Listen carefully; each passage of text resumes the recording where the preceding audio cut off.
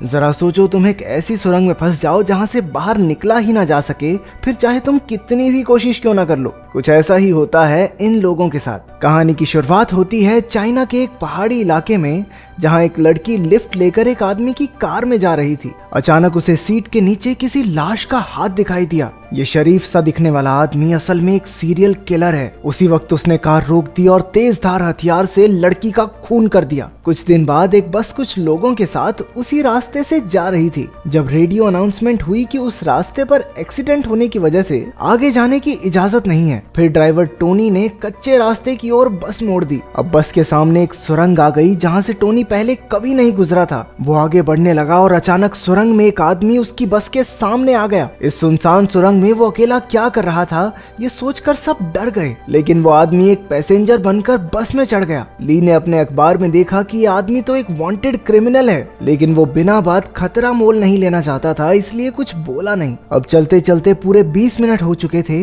लेकिन बस अब भी सुरंग में ही थी। टोनी जानता था कि देश की सबसे बड़ी सुरंग को पार करने में भी 10 मिनट ही लगते हैं, लेकिन ये सुरंग तो खत्म ही नहीं हो रही थी। आखिरकार सबने वापस मुड़ने का फैसला किया, लेकिन फुल स्पीड में 30 मिनट चलने के बाद भी वो शुरुआत तक पहुंच ही नहीं रहे थे। ये एक अंधेरी सुरंग थी जिसका कोई अंत नहीं था। सब डर कर बस से नीचे उतर गए। अचानक जिंग को अपना फोन जमीन पर पड़ा दिखा, जो उससे गलती से सुरंग की शुरुआत में गिर गया था। अब ये साफ हो चुका था कि ये कोई आम सुरंग नहीं है। ली ने आगे बढ़कर कहा कि उन्हें चलकर बाहर का रास्ता ढूंढना चाहिए, लेकिन घना अंधेरा होने की वजह से वहाँ कोई भी आसानी से गुम हो सकता था। इसलिए जिंग ने उसे अपना ऊन का गोला दिया। ली एक हिस्सा लेकर आगे बढ़ने लगा और दूसरा हिस्सा वोंग नाम के एक दूसरे पैसेंजर के पास था। तभी सुरंग वाले अनजान आदमी ने कहा कि वो भी ली के साथ चलेगा। उस आदमी का नाम चियान है। कुछ देर बाद वहाँ धुंध पड़ने लगी और बस के लोगों को दूर से 2 आदमी उनकी तरफ आते दिखाई दिए। सब उनका सामना करने को तैयार थे, लेकिन ये कोई और नहीं बल्कि ली और चियान ही थे। वो सुरंग बिल्कुल सीधी थी, लेकिन फिर भी न जाने कैसे लोग घूमकर एक ही जगह पहुंच जाते थे। अब वो फंस चुके थे, इसलिए ली ने सारी खाने पीने की चीजें सभी लोगों में बांट दी। अब चारों आदमी फिर से रास्ता ढूंढने निकले,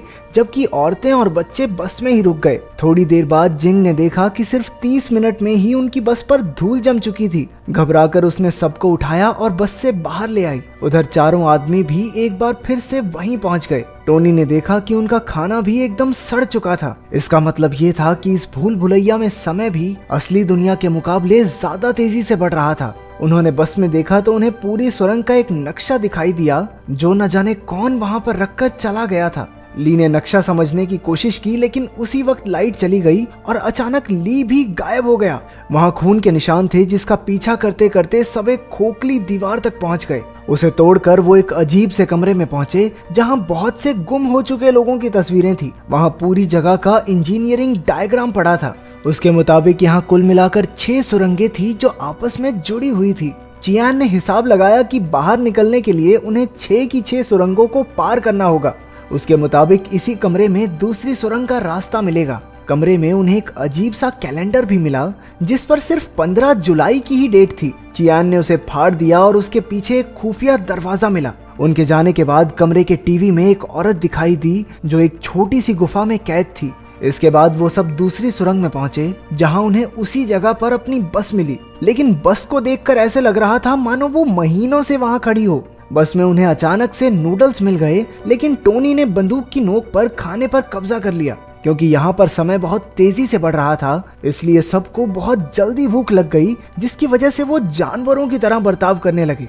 सैरा नाम की एक पैसेंजर, जो पेशे से एक मॉडल थी, खाने के लिए टोनी के साथ जिस्मानी संबंध बनाने को तैयार हो जाती है। वैंग ने चुपके से एक नूडल्स का पैकेट चुरा लिया, लेकिन टोनी ने उसी वक्त उस पर हमला कर दिया। अंधेरे में अचानक से कोई पीछे से टोनी का खून कर देता है और बाकी सब बस देखते ही रह गए। वोंग की नजर बस के नीचे एक गटर के ढक्कन पर पड़ी। उसके अंदर जाने पर वो सभी एक और अजीबोगरीब कमरे में पहुंच गए। इस बार टीवी पर वो लड़की धीरे धीरे गुफा में डूब रही थी। ग्रुप को एक बार फिर वही कैलेंडर दिखा, जिसके पीछे एक और खुफिया दरवाजा था। उसे पार करके अब वो तीसरी सुरंग तक पहुंच गए थे। ये सुरंग पहले से बहुत अंधेरी और सुनसान थी। यहाँ भी बस मौजूद थी, लेकिन उसमें सांप भर चुके थे, मानो बस वहाँ सालों से खड़ी हो। अचानक वैंग ने बंदूक निकाल ली और कहने लगा कि जब जब कोई मरा है, उन्हें खुफिया रास्ता मिला है। इसलिए यहाँ से सही सलामत बाहर निकलने के लिए अगर उसे उन सबकी जान भी लेनी पड़े तो वो ले लेगा। उसने जिंग के हाथ से चियान के कंधे पर गोली चलवा दी। उसने उनके साथ आए दोनों बच्चों को कमरे में ले जाकर पीटना शुरू कर दिया और फैंग को गोलियों से भून दिया। उसने सैरा को भी गला दबाकर मारने की कोशिश की, लेकिन उससे पहले ही किसी ने पीछे से आकर उसका काम तमाम कर दिया। उसकी मौत के बाद अब उन लोगों को एक और खुफिया रास्ता मिला जो चौथी सुरंग में खुलता था। तभी जिंग नाम की वो औरत जो प्रेग्नेंट थी, उसकी डिलीवरी का समय आ गया और सैरा और चियान मिलकर बस की तलाशी लेने लगे। ये सुरंग लोगों का मानसिक संतुलन बिगाड़ देती है, इसलिए सैरा को अजीबोगरीब लोग दिखाई देने लगे। डर कर वो बस से बाहर भागी, लेकिन उसके चारों ओर लाशें ही लाशें थी। वहीं उसे एक शीशा दिखा और उसमें देखते ही किसी ने उसे पीछे से मार डाला। चियान, जिंग और पार्क आगे बढ़ने लगे, लेकिन रास्ते में ही जिंग का बेटा मर गया। अचानक जिंग ने अपना मानसिक संतुलन खो दिया और एक चाकू से चियान को भी मार डाला। चियान की आंख खुली तो वो एक सीक्रेट हॉस्पिटल में था। असली कहानी एक आर्मी ऑफिसर ने समझाई। असल में कहानी की शुरुआत में जेम्स नाम का जो सीरियल किलर हमने देखा था, उसे पुलिस ने पकड़ लिया था, लेकिन एक्सीडेंट होने की वजह से वो कोमा में था। जेम्स ने कई औरतों को किडनैप करके मार डाला था, लेकिन सायरा नाम की एक लड़की अभी भी जिंदा थी। लेकिन जेम्स के अलावा कोई नहीं जानता था कि वो कहाँ है। उसके कोमा में होने की वजह से उन्होंने एक साइकोथेरेपिस्ट को जेम्स के दिमाग में भेजकर लड़की का पता लगाने का फैसला किया। ये साइकोथेरेपिस्ट चियान ही था और असल में वो लड़की सायरा चियान की ही पत्नी है। यानी कि अब तक जो कुछ भी हुआ वो सिर्फ जेम्स के दिमाग में चल रहा था, जो हमने चियान की नजरों से देखा। उसे अब तक यही पता चल पाया था कि उसकी पत्नी किसी नदी के आसपास कैद है, लेकिन तेज बारिश की वजह से अगले 36 घंटों में नदी के आसपास की सारी गुफाएं पूरी तरह पानी से भर जाएंगी। चियान ने आर्मी ऑफिसर को उस बार बार दिखने वाली तारीख 15 जुलाई के बारे में बताया। ऑफिसर ने कहा कि इसी दिन जेम्स के माँ बाप की मौत हो गई थी। उसकी माँ का एक ड्राइवर के साथ चक्कर था जिसका पता उसके बाप को चल गया था। उसकी माँ ने अपने पति को मारकर अपनी भी जान दे दी थी। असल में जेम्स खुद एक टनल इंजीनियर है, इसलिए जब वो कोमा में गया तो उसने अपने दिमाग में खतरनाक सुरंग बनानी शुरू कर दी, जो उसके दिमाग की तरह ही एक भूल भुलैया थी। चियान का मकसद था सुरंग में जाकर जेम्स को बाहर निकालना, ताकि वो कोमा से बाहर आ जाए। लेकिन उस हत्यारे का दिमाग इतना पेचीदा होगा ये उसने कभी नहीं सोचा था। उसके दिमाग में मौजूद बस में बैठे सभी पैसेंजर्स दरअसल उसकी जिंदगी के अलग अलग पहलू हैं। सबसे अच्छा था ली, जो उसके अंदर मौजूद अच्छाई की एक झलक था। दूसरा टोनी था, जो जेम्स के गुस्से को दिखाता था। वैंग जेम्स के दिमाग में उसके पिता की पर्सनैलिटी थी, क्योंकि जिस तरह वो बाकी सबको मार रहा था, असल जिंदगी में भी वो उसकी माँ को मारा करता था। और सैरा एकदम उसकी माँ के जैसी थी। उसकी माँ भी एक मॉडल थी और असल जिंदगी की तरह उसके दिमाग में भी उसका एक ड्राइवर के साथ अफेयर शुरू हो जाता है। वो प्रेग्नेंट औरत जिंग उसके एक सपने की तरह थी, क्योंकि वो हमेशा से चाहता था कि उसकी माँ बिल्कुल वैसी हो। लेकिन वो भी उसके दिमाग में जेम्स की बुराई को बदल नहीं पाई और मारी गई। आखिर में बचे वो जुड़वा बच्चे जेम्स के बचपन को दर्शाते थे। लेकिन वहाँ कोई और भी मौजूद था जो बस में नहीं था, वो जिसने छुपकर ली, टॉमी और वैंग का कत्ल कर दिया था। अगले दिन चियान एक बार फिर से जेम्स के दिमाग में दाखिल हुआ। इस बार उसने सीधा जेम्स से अपनी पत्नी के बारे में पूछा, लेकिन वो इतनी आसानी से कहाँ बताने वाला था। वो कहने लगा कि उसे अपनी माँ से नफरत है, क्योंकि उसने उसके बाप को मार डाला था। इसीलिए वो औरतों को किडनैप करके मार डालता था, क्योंकि उन पर भरोसा नहीं किया जा सकता। इसके बाद वो चियान को अपने दिमाग के अलग अलग हिस्सों में ले गया, जहाँ उसकी जिंदगी के कई किस्से चल रहे थे। चियान ने जेम्स के नादान बचपने से भरे हिस्से पार्क से बात करनी चाहिए, लेकिन उसकी बहन फैंग ने उसे सायरा का पता बताने से रोक दिया। इसके बाद चियान एक सिनेमा हॉल में पहुंचा, जहां आखिरकार उसे सुरंग में हुए कत्ल करने वाला आदमी मिला। ये कोई और नहीं बल्कि चियान खुद ही था।